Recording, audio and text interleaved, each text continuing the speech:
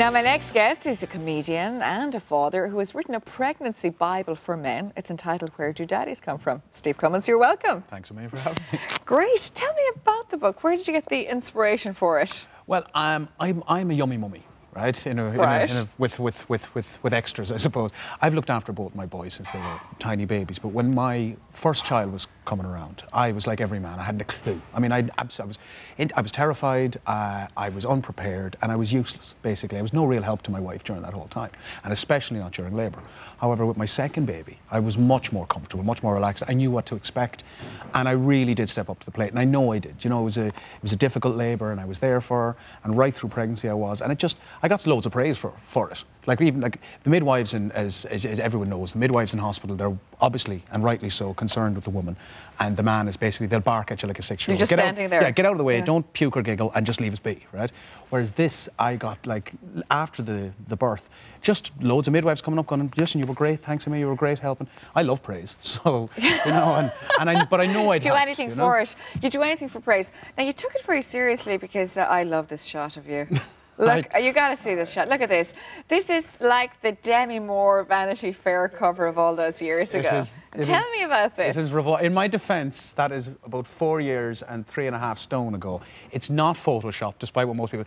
There was they slightly emphasised the tractor tan, but otherwise that's all me, or it was all me.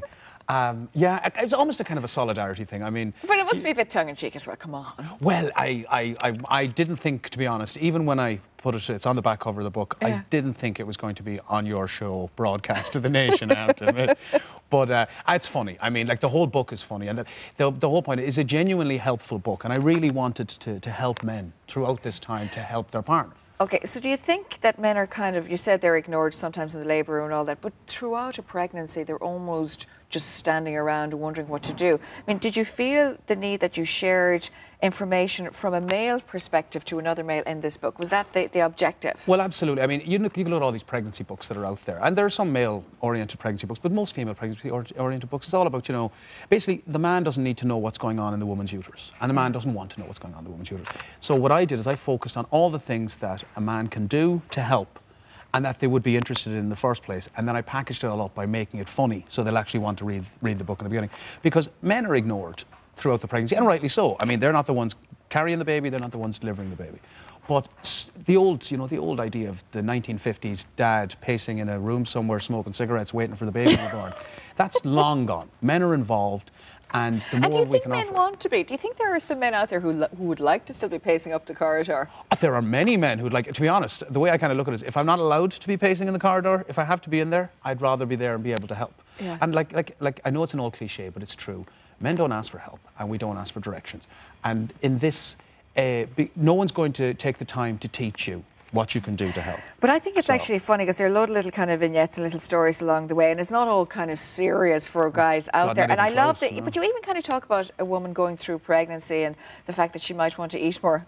You say leave her alone, let her be, let her off. What she wants. Absolutely. I think there's, like, keep pregnant women fat and happy, really, because like anything else, a year later or 2 years later, the weight will come off, or it won't. But regardless, you're growing a person inside you. Like, I have huge, huge respect, obviously, for pregnant women, because I'm watching my wife go through it twice and go through labour. And just with the first child, like, especially, like, my brother-in-law is just about finished the book now, and his wife's pregnant with their second child. And he said it's totally changed his attitude so much. Just even about eating, when he realises that she's not just eating for the fun of it. She's eating because she's burning off massive amount of calories. Do you know what I mean? So it's like, just encourage, let the pregnant woman be. Also, they're hormonal psychopaths, so you're better off letting them eat. I think it's funny, you know, why does no one care what I think?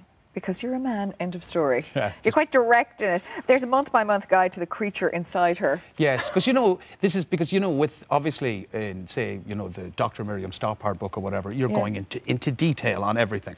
You don't need that. So I have things like, for example, I think it's in the 6th month, the baby's covered in hair. Which is quite gross, to say the least, right? The thought of that, there's a little hairy monster, but then within a month, that hair's fallen off, except for on the shoulders and the back. You must have done a lot of research. I know it's written in a humorous way, but it's still informative. But you must have done a lot of research yourself. Well, I did, because like anything else, it is genuinely a funny book. But what it has is, it's like where the man can help. So, for example, there's important things like postnatal depression, how to be aware of that. The ailments that women, there's an awful lot of ailments that pregnant women suffer from.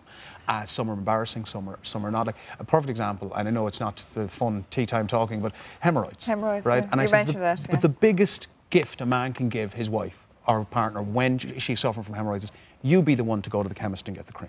You know, she's got enough embarrassment to deal with without having to go up and ask for preparation H or whatever. Now, you can make a game of it. You can walk the old John Wayne cowboy walk while you're doing it and wince. And I think you're just as well to say that and maybe not do that. yeah, perhaps. But still, it's like it's full of tips that guys can do that will actually help, genuinely help.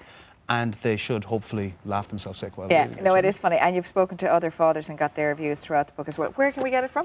Well, it's on Amazon. You can get it in all good bookshops, Easton's, everywhere else. And it's out on Kindle. It's published by Glasnevin, which are a small publishing house, but it's they're launching now, which is great. You know? An all-Irish book for Irishmen and beyond. Thanks, Steve. Where Do Daddies Come From, as Steve said, is out now. Thank you very much. Thanks for being here.